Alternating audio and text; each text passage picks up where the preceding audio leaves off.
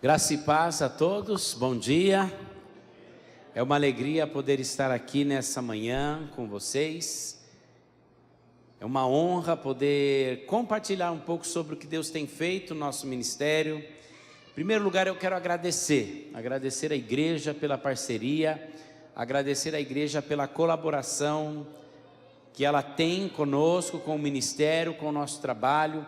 E nessa manhã eu quero compartilhar um pouco com vocês a minha história, a minha trajetória, os trabalhos missionários que nós temos desenvolvido, porque muitos talvez aqui não me conhecem ainda, mas alguns sim, né? De tempos antigos, de tempos aonde corríamos aqui pelas ruas de Dourados, nessa terra tão emblemática. Eu digo que a Souvenir, se viesse para cá, era só misturar terra com água, que virava tinta, né? Eu volto para a Espanha, passa uns 3 meses ainda, eu ainda tenho marcas de Dourados na minha roupa. Então é uma alegria poder estar aqui. Eu sou de São Paulo, capital, mas o meu pai nasceu em Itaporã e veio para Dourados jovem e depois foi para São Paulo, casou com a minha mãe.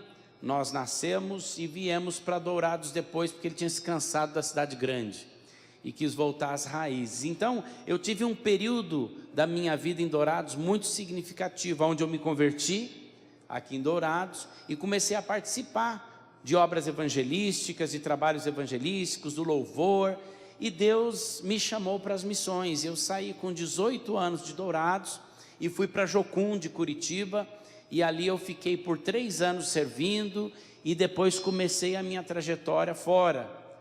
Fui para os Estados Unidos fazer um treinamento na área de música e adoração, e depois no ano 2000 eu fui para a Espanha. O nosso coração, o nosso desejo para ir para a Espanha era trabalhar com evangelismo, com música, usar a música para evangelizar e também plantação de igrejas. Então já fazem 24 anos que eu estou na Espanha.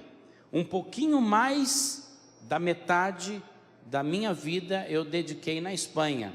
E você pode fazer os cálculos aí para saber quantos anos eu tenho.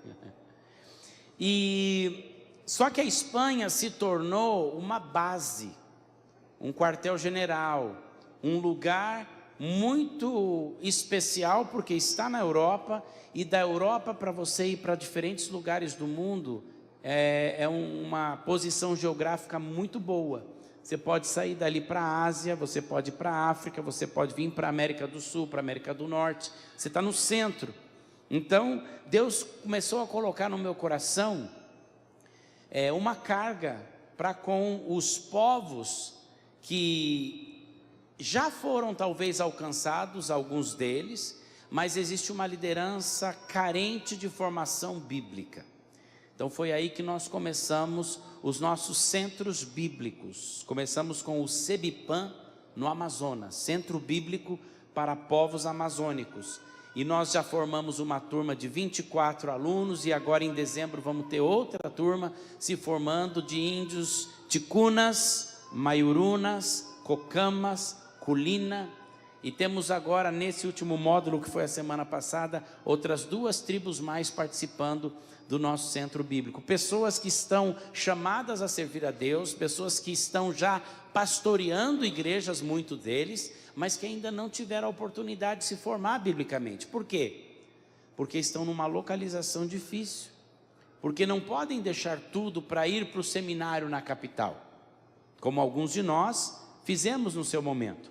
Eles lá pescam, eles trabalham na agricultura para se sustentar, tem famílias, não podem deixar tudo ir para as capitais. Aqueles mais jovens que às vezes alguns pastores enviaram para as capitais, para Manaus, ganharam bolsas para estudar em outros lugares, eles descobrem a cidade, as esposas descobrem o shopping center, e aí eles não querem mais voltar, e arruma trabalho por ali, uma igreja para pastorear, e terminam não voltando para suas tribos, para suas aldeias. Então nós começamos a fazer isso no Amazonas. Também começamos o ano passado, em fevereiro do ano passado, nós começamos o Centro Bíblico na Uganda, num campo de refugiados ali na Uganda. Nós vamos daqui a pouquinho passar um vídeo para vocês conhecerem mais. E esse centro bíblico, ele começou porque nós temos um orfanato, e nós fomos visitar o orfanato, resolver algumas situações que estávamos enfrentando lá, e então vi a necessidade de muitas igrejas naquele campo de refugiados, mas com pouca formação bíblica para sua liderança. Então nós começamos ano passado um centro bíblico lá. Em março desse ano eu fui para a Índia, para o sul da Índia, já tinha um trabalho na Índia de muitos anos, mas nós iniciamos também um centro bíblico no sul da Índia, em Chennai. E já temos mais ou menos uns 30 alunos que estão frequentando o nosso centro bíblico. E agora, no mês de novembro, eu estarei indo para Guiné-Bissau, para poder começar também mais um centro bíblico ali. Eu vou compartilhar um pouco depois com vocês o porquê desses centros bíblicos, a importância do centro bíblico, a importância da igreja estar participando conosco. Mas antes, vamos dar uma olhadinha nesse vídeo, porque essa igreja, ela tem sido parceira exatamente com esse projeto que você vai ver. E eu gostaria de expor um pouquinho mais ele para o teu conhecimento.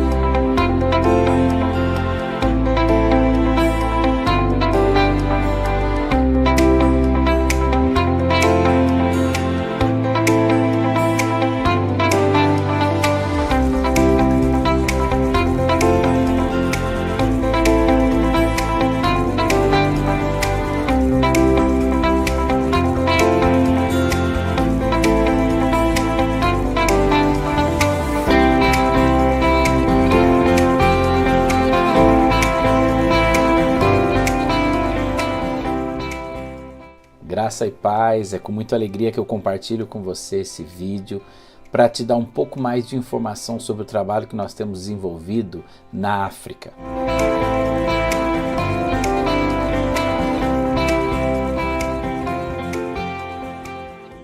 Nós estamos atualmente começando um centro bíblico de treinamento para pastores na Uganda.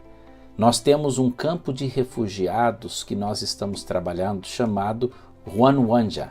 É um lugar onde muitos dos refugiados que se encontram ali fogem da guerra do Congo. A maioria deles são congoleses. Temos também pessoas da Ruanda, de Burundi e também do Sudão do Sul, mas a maioria naquela região vem do Congo. O Congo é um país que está vivendo uma guerra civil muito grande, então muitos deles fogem para salvar suas vidas e chegam nesse campo de refugiados ali em Uganda. Nesse lugar nós percebemos que existem muitas igrejas já plantadas, porém uma grande dificuldade que existe é o treinamento bíblico. Muitos deles vivem com menos de $1 por dia, as condições são precárias e eles não têm condições de poder receber o treinamento necessário para poder aprofundar seu conhecimento bíblico. Então nós decidimos ir até esse campo de refugiado e começar um centro bíblico ali, para dar treinamento a esses pastores. Nós demos início com mais ou menos 40 pastores, mas no último dia acabamos tendo ali 52 pastores que vieram de diferentes denominações, diferentes contextos denominacionais, vindo com vontade de aprender, com sede de conhecer mais da palavra de Deus. Então é um privilégio tremendo nós podemos ir e poder ajudar esses irmãos que estão carentes de algo que nós temos. Então nós estamos fazendo um treinamento bíblico de uma semana intensivo, nós estamos iniciando 4 desses treinamentos durante esse ano. Nós fizemos o primeiro treinamento com eles, vieram, como eu disse, 52 pessoas e é um tempo de bênção, maravilhoso ver como que essas pessoas estão sedentas de aprender a palavra. Então o treinamento para esses pastores realmente é fundamental para a saúde da igreja. Sem a formação bíblica, sem o conhecimento da palavra de Deus, a igreja perece. A Bíblia fala que o meu povo perece por falta de conhecimento. E nós vemos muitas vezes um evangelho falso sendo pregado. E as pessoas se frustram porque elas são atraídas por algo que não é verdadeiro. E quando descobrem que não é verdadeiro, elas saem machucadas, feridas, frustradas. E nós temos feito esse trabalho de formação. A formação bíblica também inspira a liderança da igreja. Nós não temos só pastores, nós temos líderes. Nós temos diáconos, presbíteros, professores de escola dominical, líderes de jovens, líderes de mulheres, participando nos nossos centros bíblicos. E quando a pessoa se depara com a palavra de Deus, é impactada pela palavra de Deus, ela é transformada. Como fruto do Sebipam lá no Amazonas, nós já temos mais ou menos umas 6 igrejas que foram plantadas em aldeias que não tinham igrejas, simplesmente porque esses alunos, esses irmãos, foram impactados pela palavra de Deus, de ir pregar o evangelho, alcançar o seu próprio povo. A estratégia da formação bíblica também é importante, porque eu, Fernando, fui para a Espanha, eu aprendi o espanhol, eu abracei a cultura, mas eu não sou um espanhol. Eu sou espanhol hoje de passaporte, mas eu não nasci na Espanha, eu não tenho as mesmas características. E quando a gente alcança alguém do lugar, faz toda a diferença. E lá no Amazonas, lá na Uganda, lá na Índia, nós estamos dando ferramentas e treinando as pessoas locais. Na tribo Ticuna, por exemplo, o idioma Ticuna, ele é o 6º idioma mais difícil de se aprender do mundo. É um idioma tonal. Eu estou lá há mais de 8 anos e eu não sei falar nem bom dia direito. Imagina. Então imagine eu estando lá, aprender a língua, a cultura, os mosquitos, o calor. Demora. Eles já estão lá. Eles já estão adaptados. Eles já sabem a cultura, eles já sabem o idioma. Então, dando ferramentas para eles, eles explodem, eles alcançam. E nós temos visto esse resultado. Então, nós vamos compartilhar com você agora o vídeo lá da Uganda.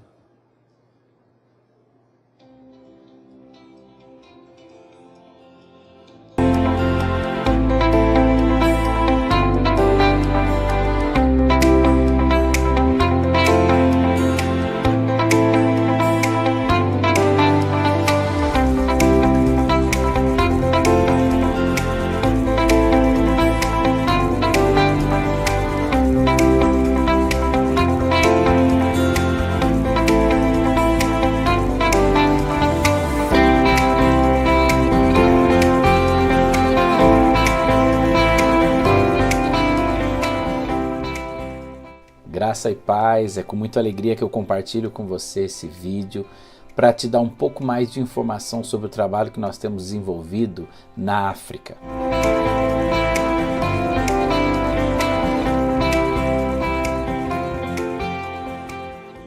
Nós estamos atualmente começando um centro bíblico de treinamento para pastores na Uganda. Nós temos um campo de refugiados que nós estamos trabalhando chamado Rwanwanja. É um lugar onde muitos dos refugiados que se encontram ali fogem da guerra do Congo. A maioria deles são congoleses. Temos também pessoas da Ruanda, de Burundi e também do Sudão do Sul, mas a maioria naquela região vem do Congo. O Congo é um país que está vivendo uma guerra civil muito grande, então muitos deles fogem para salvar suas vidas e chegam nesse campo de refugiados ali em Uganda. Nesse lugar nós percebemos que existem muitas igrejas já plantadas, porém uma grande dificuldade que existe é o treinamento bíblico. Muitos deles vivem com menos de $1 por dia, as condições são precárias e eles não têm condições de poder receber o treinamento necessário para poder aprofundar seu conhecimento bíblico.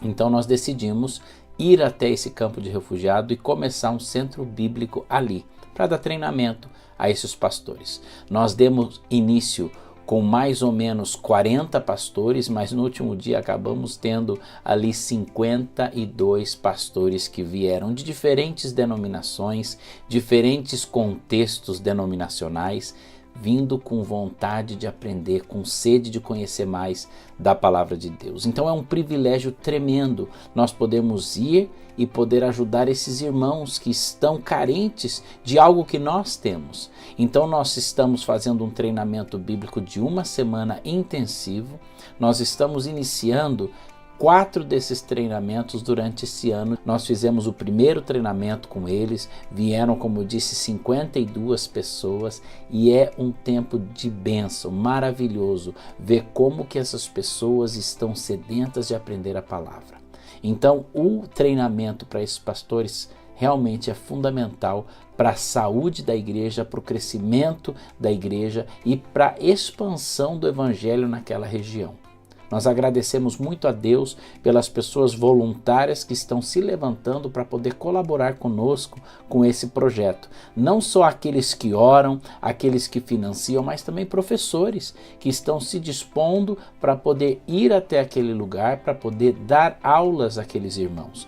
Obrigado a você que é parte desse projeto, que abençoa, que ora, e agradecemos muito pela igreja, pelo fato de vocês estarem participando conosco, orando, contribuindo para que esse projeto da Uganda seja feito. Que Deus te abençoe, que Deus continue te usando para a glória dele e para que o evangelho chegue até os confins da terra. Um forte abraço.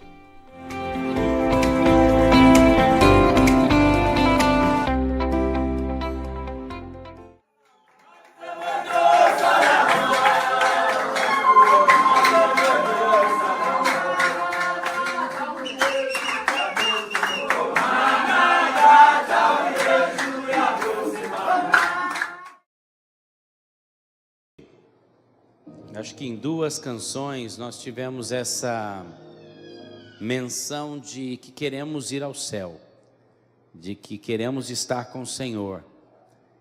E muitos também cantamos às vezes dizendo assim: Maranata, vem Senhor Jesus. É uma alegria estar aqui reunidos, é uma alegria ter um lugar como esse, para a gente poder louvar juntos, confraternizar, adorar o nosso Deus. Mas eu quero chamar a tua atenção para algumas coisas nessa manhã. A primeira é: como nós podemos falar da segunda vinda de Jesus quando milhares de pessoas ainda não escutaram nem da primeira? Pense um momento sobre isso. Muitos ainda não sabem da existência do nosso Senhor Jesus Cristo. Muitos não sabem que Ele veio, que Ele morreu numa cruz. E havia uma missão, chama Gospel for Asia. Esse pastor Yokohama, ele conta o testemunho de um missionário que estava passando pelo rio Ganges, ali na Índia. Rio Ganges, algum de vocês sabe, aquele rio contaminado, onde as pessoas fazem as suas oferendas, porque eles creem que o rio é um deus. Sabe que na Índia tem mais de 200 milhões de deuses. Então, eles creem que aquele rio é sagrado. Então, eles fazem as suas oferendas naqueles rios. E esse missionário passava por esse rio e ele começou a perceber que tinha uma mulher num canto do rio, onde ela estava chorando e ela dava golpes no peito, chorando muito. Ele se aproximou dela e ele começou a consolar essa mulher. Ele começou a falar do evangelho e ele falou que Jesus poderia trazer restauração para o coração dela, que ele não sabia o que estava acontecendo, mas que Jesus era a solução, que Jesus salvava, que Jesus restaurava, que Jesus curava, e que Jesus era capaz de transformar a vida dela. Por um momento ela para de chorar, ela entende o que ele estava dizendo, e ela diz: uma pessoa como eu, Jesus também ama?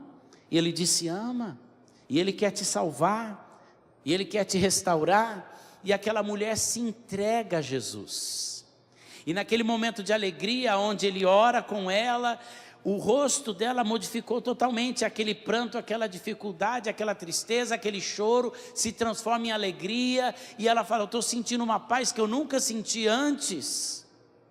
Mas de repente ela para novamente e começa a chorar. Era um choro diferente.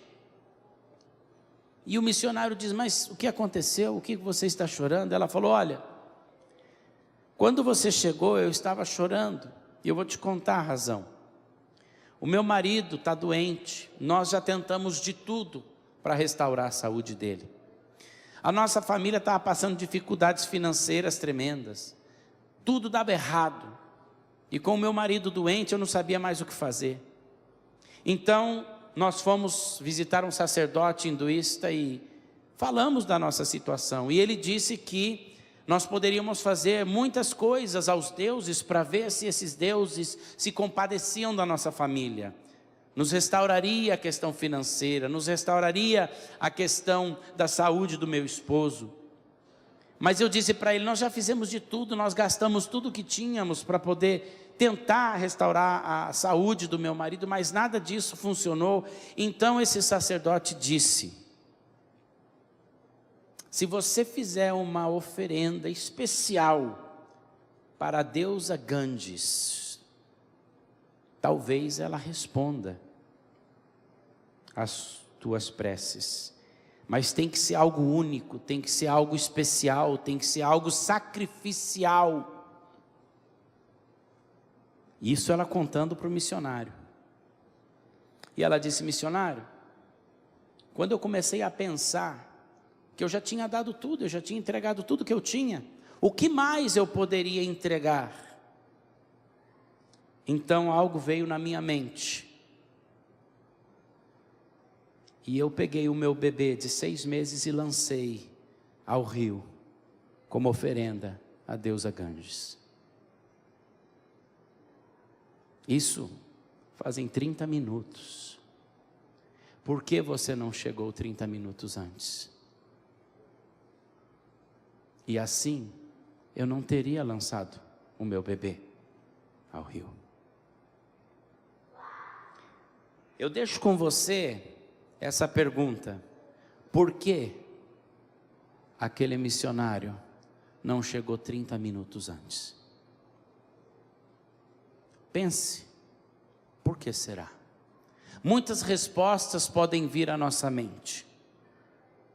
Ele estava muito ocupado, porque ele era um no meio de multidões para poder atender a demanda. Mas por que não tem mais missionários então, para chegar antes? Porque talvez aquele que recebe um chamado missionário e tem um coração para as missões, o pai fala assim: não, você vai fazer faculdade, você vai ser alguém na vida. Quando o missionário está falando no púlpito, o pai já põe a mão no ouvido e fala: fecha, tapa o ouvido aí, não escuta essas coisas não, que vai que Deus fala com você. Por que esse missionário não chegou? Talvez porque aqueles que estão com um chamado para ir, ele está ainda viajando de igreja em igreja, tentando levantar o sustento para poder ir. Muitas razões nós podemos dar, mas por que ele não chegou 30 minutos antes? Sabe que 90% das cidades espanholas, nós estamos falando de Europa agora, não tem nenhuma igreja evangélica. Dentro da missiologia, um país não alcançado é aquele país que tem menos de 2% da sua população evangélica. É considerado um país não alcançado, porque com menos de 2% ainda precisa uma força missionária. A igreja local, ela não consegue se multiplicar tanto. Então, na missiologia, nós dizemos que são países não alcançados. Na Europa, onde muitos consideram que é um continente cristão, 20 países da Europa têm menos de 2% da sua população evangélica. Na Índia nós temos milhões que nunca ouviram falar do Evangelho verdadeiro. Milhares de templos hinduístas onde as pessoas fazem as suas oferendas, colocam pratos de comida para os ratos comerem, achando que os ratos são deuses. Você vê aquela loucura do trânsito, porque tem vacas no meio do caminho, ninguém pode espantar porque a vaca é sagrada. E se eu fosse falar de cada dificuldade em cada país, nós passaríamos aqui horas, porém o foco é, por que ainda não alcançamos? E Jesus, momentos antes de ascender aos céus, momentos antes de subir, os discípulos fizeram uma pergunta para Jesus, como muitas vezes nós fazemos. E nós encontramos essa pergunta em Atos capítulo 1, no versículo 6 a 8. Diz assim: aqueles, pois, que se haviam reunido, perguntavam-lhe, dizendo: Senhor, é nesse tempo que restaurarás o reino de Israel? Essa foi a pergunta daqueles que estavam ali com Jesus. Jesus já tinha passado toda a dificuldade da cruz, ressuscitado, passado tempo com os seus, e depois momentos antes dele subir, os discípulos perguntam, aqueles que estavam ali, naquele momento final, é agora que o Senhor vai restaurar o reino de Israel? Depois de tudo que eles viveram com Deus, depois de todas as experiências com Jesus, a preocupação desses homens era em algo terrenal, em algo daqui. É o reino de Israel, é o que como eu vou viver? Eles estavam baixo os romanos, eles estavam sendo oprimidos. Então, depois de tudo que eles escutaram, Jesus falar do reino de Deus, Jesus falar sobre a proclamação do evangelho por todo o mundo, Jesus curando, Jesus restaurando, eles perguntam, e o nosso reino, como é que fica? E quantas vezes nós estamos preocupados com o nosso reino, muito mais do que com o reino de Deus? Nós escutamos testemunhos, nós escutamos histórias, mas a pergunta é, o que eu posso fazer para que ele chegue 30 minutos antes? E a resposta de Jesus é muito interessante. No versículo 7 ele diz, respondeu-lhes, a vós não compete saber os tempos ou as épocas que o Pai reservou à sua própria autoridade.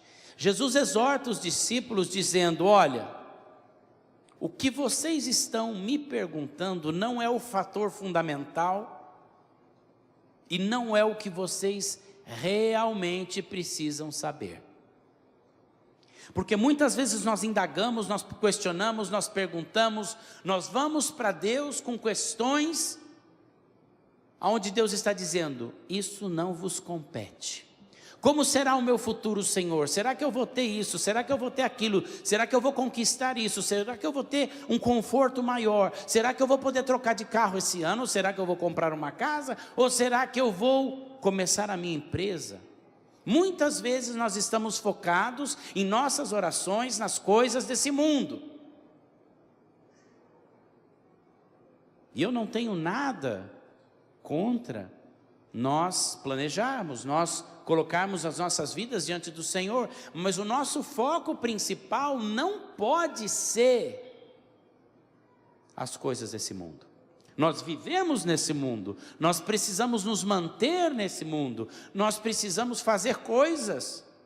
Eu tenho que viajar para Uganda, eu tenho que viajar para a Índia, eu tenho que viajar agora para Guiné-Bissau, e nadando não dá para chegar lá. Eu não tenho porte físico igual do pastor Marcos, né? Onde com 2 braçadas ele avança. Eu vou ficar no meio do caminho sendo um delicioso jantar para os tubarões, né? Nós precisamos de recursos para fazer tudo isso, não é? Nós temos que sim nos preocupar nas coisas, porém não é o fator fundamental. Então Jesus diz, não vos compete.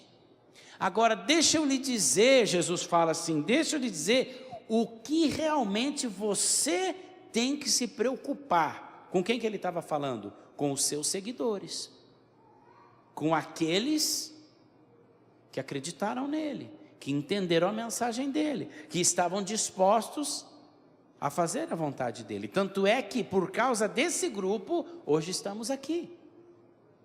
Porque eles obedeceram, porque eles não se preocuparam com o reino de Israel, somente terrenal, as minhas coisas, o meu reino, o meu conforto. Não, Jesus disse, mas recebereis poder ao descer sobre vós o Espírito Santo, e ser-me-eis testemunhas tanto em Jerusalém, como em toda a Judéia e Samaria, e até os confins da terra. O poder, quando vem sobre nós, o Espírito Santo. No Antigo Testamento, a missão, ela era centrífuga, do centro para fora, de fora para dentro. As nações tinham que olhar para Israel, verem a obediência de Israel e ver o poder de Deus atuando em Israel, e então as nações conheciam. A oração de Salomão no templo, ele dizia, para que todas as nações te conheçam. consagrando um templo. Porém, no Novo Testamento, a missão ela virou centrípeta, onde ela agora tem que sair. Por isso que os discípulos tinham muita dificuldade de sair. Pedro teve que ter uma visão daquele lençol com animais, onde Deus falou, não chame de impuro o que eu purifiquei, falando dos gentios. Deus teve que revelar para ele de forma miraculosa, para que ele entendesse que ele tinha que sair.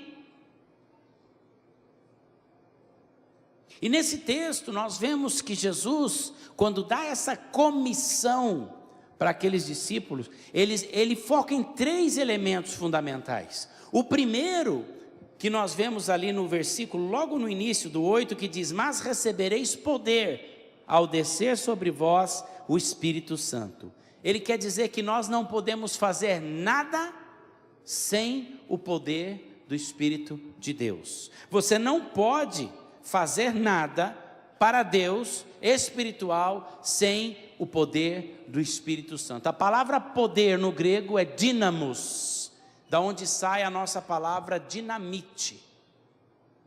É isso que Deus está dizendo. Você vai receber poder igual uma dinamite quando o Espírito Santo vier sobre você. Ele inicia a missão falando disso. Por quê? Não podemos fazer nada sem a unção e o poder de Deus. Eu estava numa ocasião evangelizando em Curitiba, quando eu fui, a primeira época de missões da minha vida, eu fui para lá e nós estávamos evangelizando no carnaval. Às 5 noites de carnaval nós passávamos a madrugada nas ruas evangelizando, e um rapaz que estava meio quieto num canto, eu fui até ele, conversei com ele, ele disse, olha, eu já experimentei de tudo nessa vida e nada funcionou. Eu estou no meu último carnaval e aqui para mim chegamos ao fim. Eu quero acabar com a minha vida. Não tem sentido viver. Eu expliquei o evangelho para ele e ele disse, eu já fui para seminário para ser padre, eu desisti, eu já fui para Umbanda, para Quimbanda, eu já fui para o Espiritismo, eu já tentei de tudo e nada funciona. Eu falei, você tentou de tudo que não funciona, por isso que você está onde está ainda. Mas o evangelho é poder de Deus para a salvação, e ele pode te salvar, te restaurar, mudar a tua vida. E ele ainda duvidoso, não queria reconhecer, e eu entendi, não é o meu trabalho convencer ninguém. Eu proclamo o evangelho e é o Espírito Santo quem convence. Só que eu disse para ele, eu falei, olha, não se mate essa noite não.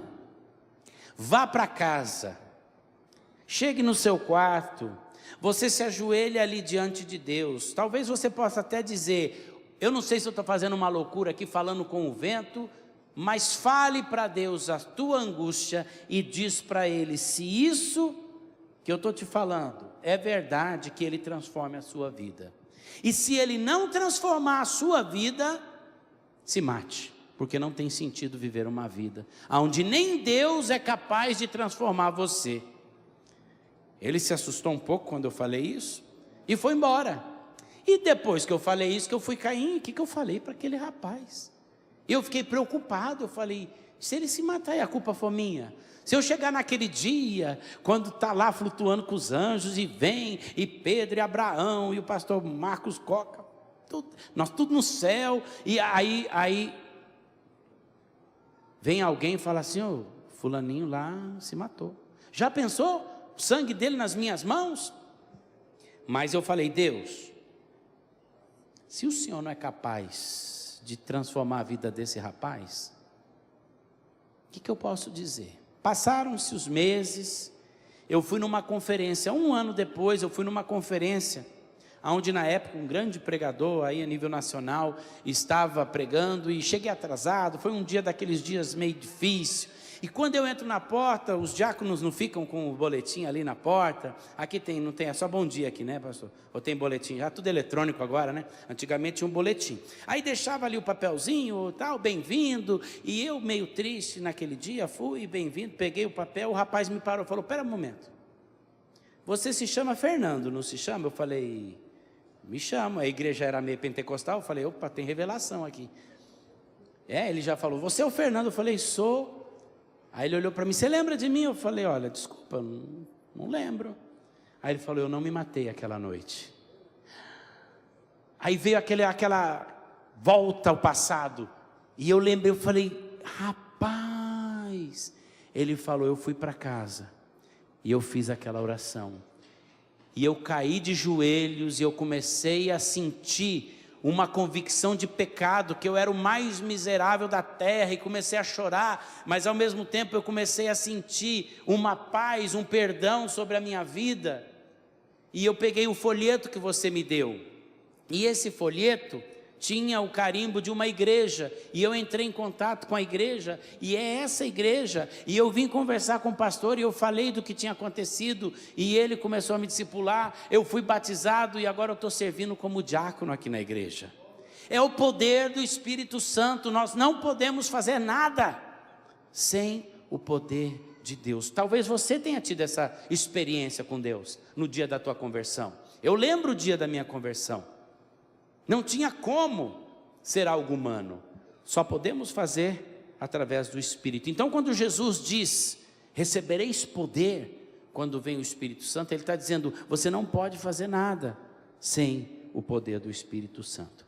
Mas a segunda verdade que Jesus afirma ali, para aqueles seguidores é, vocês vão ser as minhas testemunhas.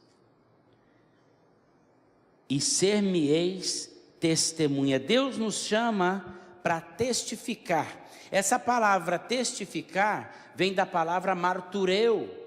Martureu é onde a gente tira a palavra mártir. Se eu falo para você, olha, aquela pessoa ali foi um mártir, o que vem na nossa mente? Ele morreu por uma causa, ele lutou por algo. Muitos missionários se transformam em mártires, porque eles entregaram suas vidas por amor ao Evangelho. Porém, por que essa palavra mártir se transforma em testemunha? Porque a palavra mártir é ser testemunha. Porém, olha que interessante, como que o reino de Deus transforma as coisas.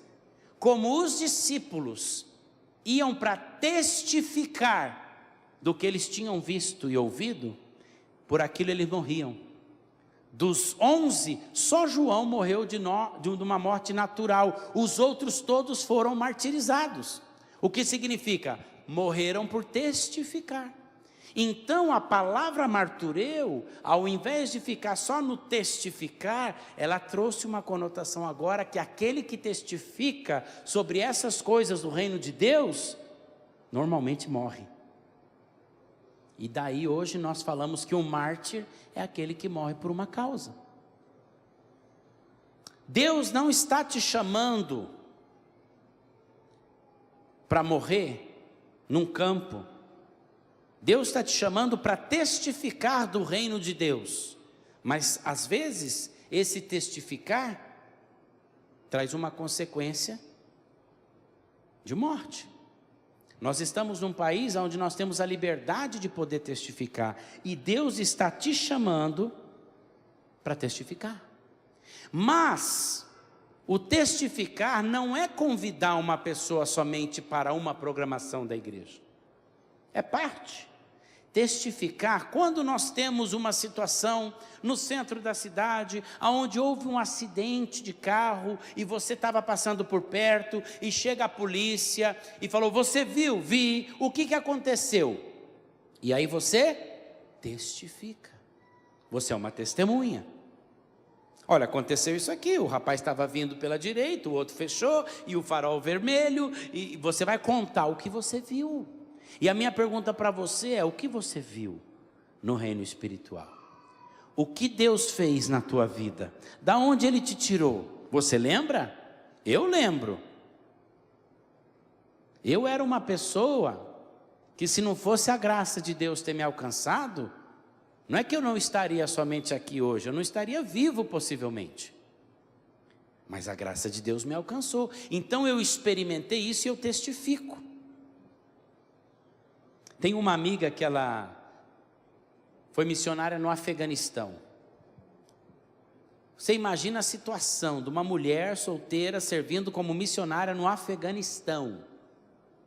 Depois de alguns anos ela veio ao Brasil visitar a família, e uma tia falou para ela assim, olha, já não está bom não, já ficou lá uns anos, já, né? Tá bom, vem embora, é muito perigoso, como é que você vai ficar naquele lugar? E ela disse: mas se eu sair de lá, quem vai testificar para eles? A minha vizinha? A médica, porque ela é enfermeira, então ela trabalha em hospitais. A médica que eu sempre estou conversando. As pacientes que eu, enquanto estou fazendo os seus curativos, eu estou orando, intercedendo pela vida delas, e na oportunidade mais mínima que eu tenho, eu testifico. Não se trata de viver ou morrer, não se trata de ir ou vir, de estar ou voltar, se trata de ser testemunha onde Deus nos colocou. E talvez você pense: eu fui colocado em Dourados, eu moro em Dourados, mas Jesus não termina aí. Ele diz assim: tanto em Jerusalém, como em toda a Judéia e Samária, e até os confins do mundo, da terra, do globo. Todos nós, somos chamados a participar da expansão do reino, da proclamação do evangelho, de ser testemunhas até os confins da terra. Nem todos nós somos chamados a sermos missionários, e quando eu digo isso, deixa eu definir: todos temos uma missão. Mas o termo missionário, ele vem de uma teologia de sair de um contexto cultural, idiomático, e levar a mensagem do evangelho a outro. Às vezes algumas pessoas se enfurecem quando eu digo isso. Você não é missionário quando você prega o evangelho para o teu vizinho. Você é um crente que está cumprindo com a tua missão de proclamar o evangelho. Mas isso são terminologias. Talvez você não é chamado para ser um missionário em outra região, mas você é chamado, cada um de nós, a sermos parte da missão de Deus. Quando Adão e Eva pecaram, eles não foram para Deus dizendo assim: Senhor, sabe o que aconteceu? A Eva, a moça bonita que o Senhor me deu, ela compartilhou algo comigo, mais do que tudo, ela compartilhou algo que não devia, e eu, para agradar o coração da irmã, eu aceitei. Ele não foi com conversa assim, né? E Eva: não, mas é que a serpente, olha, pensa no animal, ali é difícil. Eu tenho um amigo que caiu num golpe uns dias atrás. O cara ligou para ele, ele deu acesso ao celular dele para o golpista, o cara fez transferência da compra, né? E depois, quando a gente falou: mas você caiu nesse golpe? Ele: não, mas o golpista era muito bom. A voz dele era a voz de alguém do Banco do Brasil, com quem tem a voz do Banco do Brasil agora, né? Mas a Eva talvez ia falar: é que você não sabe o que a serpente me falou, até você cairia, né? Eles não falaram nada disso, eles fugiram, se esconderam, se taparam. Quem foi atrás deles? Deus. Olha, deixa eu dizer isso para você, e se você for embora essa manhã com isso no teu coração, eu vou ficar feliz. Deus tem uma missão. Você é convidado a participar da missão de Deus. Pronto. A pergunta é: você quer participar da missão de Deus? Você quer estar engajado com Ele e falar: estou contigo, Senhor, onde é que é? Para onde? Porque Ele está dizendo aqui: Jerusalém, Judéia, Samaria e até os confins da terra. Eu tive a oportunidade de visitar a Catedral de Santiago de Compostela, no norte da Espanha, na província de Galícia. O que acontece? Lá na Galícia, se você olhar no mapa, ela está ao norte de Portugal. Ela pega a Espanha, vai um pouquinho para o lado oeste e fica no norte de Portugal. Naquelas épocas, não se sabia das Américas. Cristóvão Colombo ainda não tinha vindo para essas terras. Pedro Álvares Cabral não tinha vindo para o Brasil. A Espanha não tinha conquistado quase todo o continente americano. Então eles achavam que ali naquela região da Galícia, ali eram os confins da terra. Tanto é que Paulo, em Romanos, o que ele diz? Irei ter convosco quando for para a Espanha, que traduzido no original é Hispânia com H, que significa confins da terra ou lugar distante pelos romanos. E tem uma cidade na pontinha da Galícia que se chama Finisterra, que é fim da terra. E eu tive a oportunidade de ir lá na catedral, onde eles dizem que os ossos do discípulo Tiago está lá. Não está, porque a Bíblia diz que ele ficou quietinho lá em Israel. Mas a tradição, já sabe como que é essa questão, né? E aí eu botei uma moedinha, que eu tinha que colocar moedinha para escutar a história. O povo não perde tempo, viu, pastor? Aí eu escutei e eles disseram que Santiago, né, que é chamado Tiago, ele falou para os seus seguidores: eu quero ir até os confins da terra, e se eu não chegar porque a morte vai me levar no meio do caminho, alguma coisa acontecer, vocês pegam os meus ossos e me enterrem, porque eu quero cumprir a grande comissão do nosso Senhor Jesus Cristo. Achei interessante. É uma história, uma falácia, não é real, mas esse tom, eu quero cumprir a grande comissão do nosso Senhor Jesus Cristo. Meus irmãos, nessa manhã, compartilhando, agradecido pelo envolvimento da igreja no nosso ministério, eu quero deixar para vocês essa palavra de ânimo, aonde nós possamos entender que tudo o que fazemos é pelo poder do Espírito, que nós devemos de ser testemunhas, mas que nós temos que dar um passo a mais. Não é só aqui, é até os confins da terra. E a pergunta pode surgir: como eu faço isso? Como eu vou ser um missionário até os confins da terra? Se Deus te chamar para ir pessoalmente, glória a Deus. Começa um processo, conversa com o pastor, começa a buscar organizações missionárias que vocês têm contato, começa a conversar com missionários e o Senhor vai te enviar. E saiba de uma coisa: aquele que convida, paga. Saiba disso. Eu saí de Dourados com a passagem na aviação Moarama, com R$1,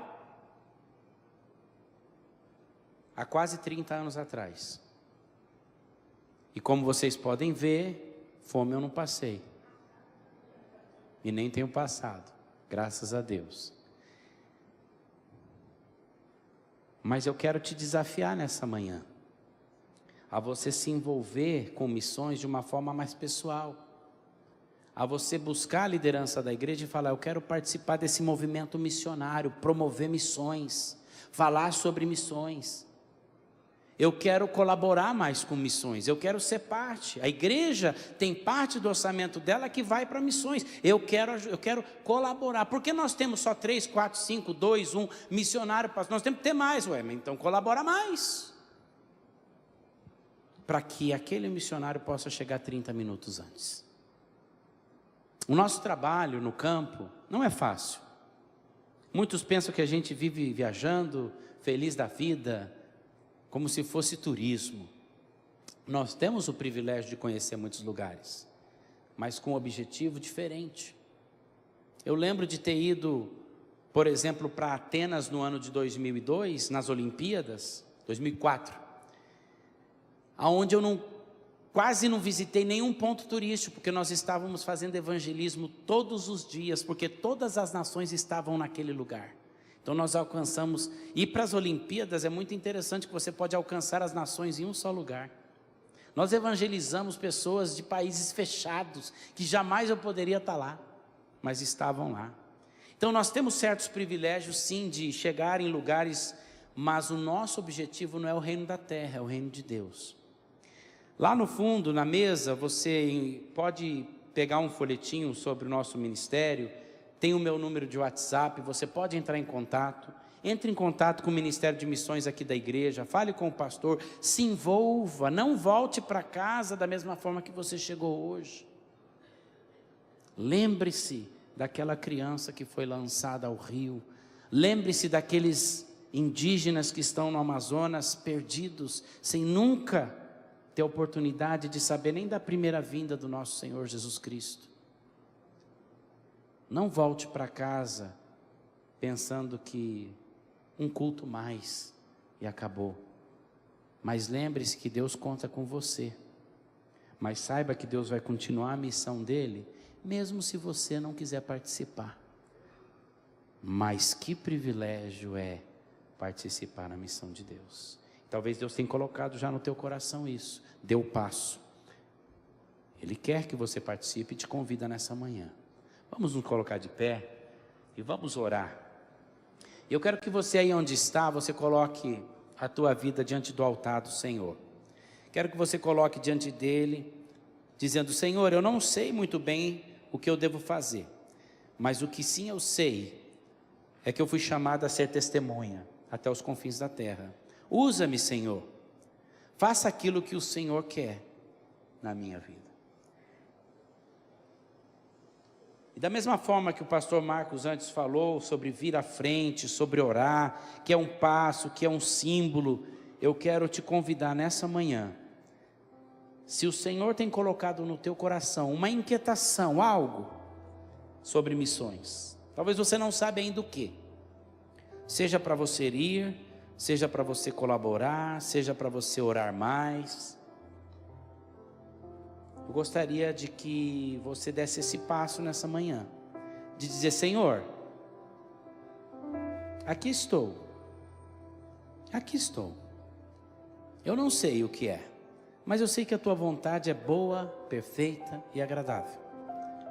Então eu te chamo aqui à frente, se você sentiu no teu coração que existe algo aí te incomodando sobre as missões, algo que diz assim: participa comigo na minha missão, eu vou te guiar, eu vou te mostrar, não se preocupe. Se você tem esse desejo, se você sente, vem aqui na frente, e eu quero orar por você.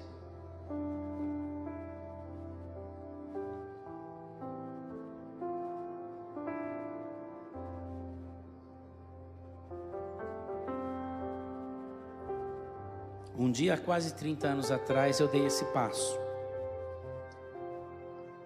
E a minha vida foi transformada. Dê esse passo. Senhor, o Senhor está aqui nesse lugar. Tua presença entre nós. E o Senhor é quem chama, o Senhor é quem guia, o Senhor é quem provê, o Senhor é quem faz, porque a obra é tua, Senhor, é a tua missão.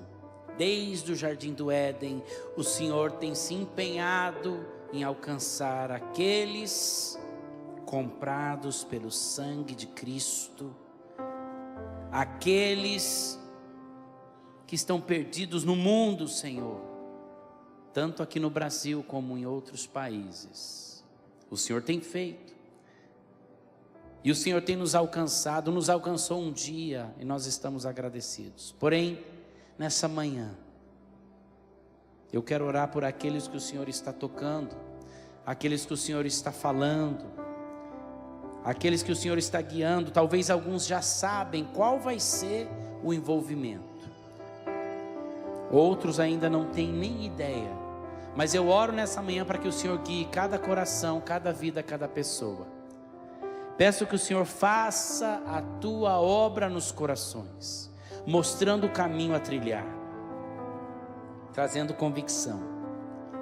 Porque o mundo está esperando, o mundo está clamando, o mundo está perdido, esperando que um homem, que uma mulher possa ir. E o Senhor uma vez mais diz, igual o Senhor disse para Isaías: a quem enviarei e quem há de ir por nós? Que nessa manhã, Senhor, esses valentes que vieram à frente e aqueles que não tiveram tanta valentia, talvez estão ali ainda sentados, que possam dizer: eis-me aqui, envia-me a mim. Deus não é algo penoso, é um privilégio. Que possamos entender isso, que não é algo penoso. Essa visão, Senhor, que o inimigo tem colocado, de que aceitar o chamado, de que ir para o campo missionário é perder a vida. Apague essa mentira, Senhor, e coloque a verdade de que é aquele que vai ganha, não perde. Aquele que vai é privilegiado e não aquele que perde. Eis-nos aqui essa manhã e clamamos a Ti, para que o teu Espírito mova, para que os corações entendam os passos a dar, que a tua vontade seja feita em cada vida. E obrigado pela oportunidade de estar essa manhã compartilhando da tua palavra. Obrigado, Senhor, por estar sendo parte desse movimento missionário mundial. Que privilégio.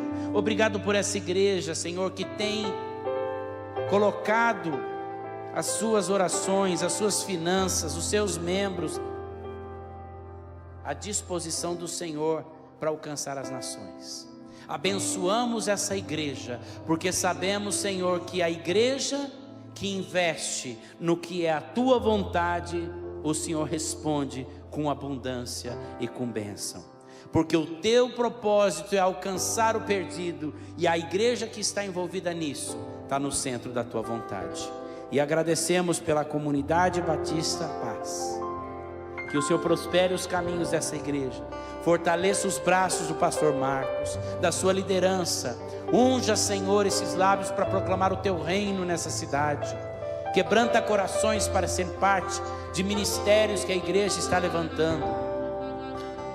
Que essa comunidade continue crescente, que essa cidade continue sendo abençoada por um povo que te ama e que faz parte da tua missão. Nós oramos, Senhor, dessa forma, em nome de Jesus. Amém.